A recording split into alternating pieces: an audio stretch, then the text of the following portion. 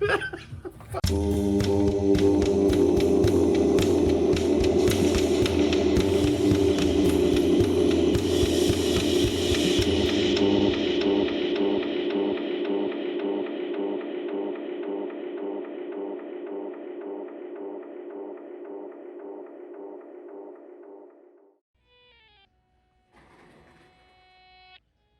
VC.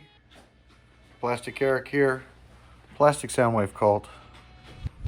Here for another cold and blustery edition of Collection Connection.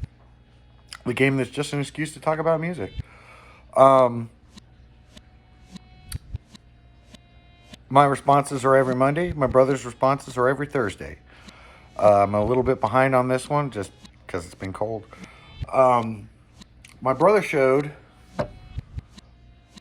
Rabayat, if I'm pronouncing that right. It's a Sanskrit word. It deals with the formation of songs, things, it's a certain set of quatrains, the basic form of any pop song, really. A, B, A, which, is the structure of most songs. And so I was looking in that direction, kind of fell short. Went with some of the designers for the album cover, but I was never really quite sure who was the designer of the actual cover. Because I could have gone in a direction in there, but it ended up being that I just took a band that was on this compilation and I would show their compilation of their own music. And so the very first band on that album is The Cure. I have the CD version of their singles collection back in the 80s. Staring at the Sea. No, this is Staring at the Sea. Because I get confused because if you have the CD, it's Staring at the Sea. And if you have the vinyl of it, it's called Standing on a Beach, which is the original version of the album. It's all the Cure singles. The reason why I had the CD, though eventually I'll probably get Standing on a Beach, but the reason why I have Staring at the Sea is because it has 4 extra tracks on it. 10:15 Saturday Night, Play for Today, Other Voices, and A Night Like This. I think for a lot of Americans, this was their introduction to The Cure. This was a hugely popular album.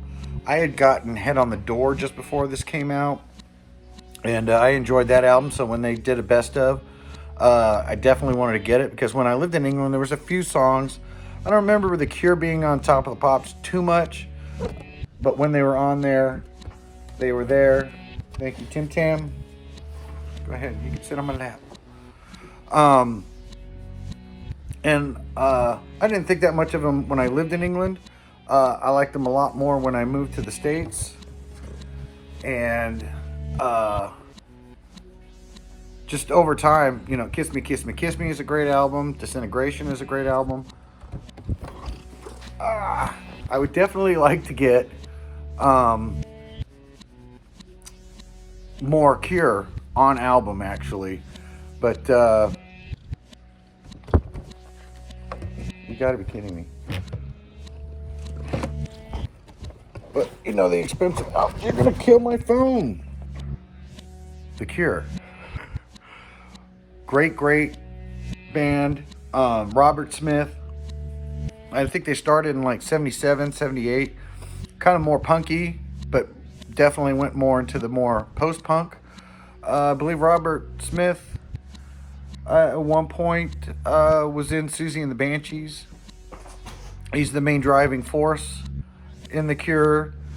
But the thing I find interesting about this particular compilation is the fact that the album version on vinyl and the version that's on CD have different names. And is it because they're different formats, or because they had different track listings? Because the cassette version, which I believe I had, I don't have it anymore, but I had at one point, and it was also called Staring at the Sea. But I think it had the same track list as the vinyl version, but it had all the B-sides as well. But to be honest, that's been a long time ago, and I can't remember for sure. But definitely, if you haven't heard Staring at the Sea or Standing on a Beach, the singles from The Cure are absolutely fantastic, and that wasn't even all of them. And so I'm sure they've put out a greatest hits since then. I'm not sure. But definitely, if you haven't listened to The Cure, give them a chance. Excellent, excellent band. Very, very atmospheric music. And as I look now, I'm getting ready to go over my 5. So, when you get a chance, Standing on a Beach, I think of the big introduction to America was this album for The Cure. And then after that, they just took off here just as well as they did in England. So, until next time, it's not all about the music. So, I'll catch you later. Bye.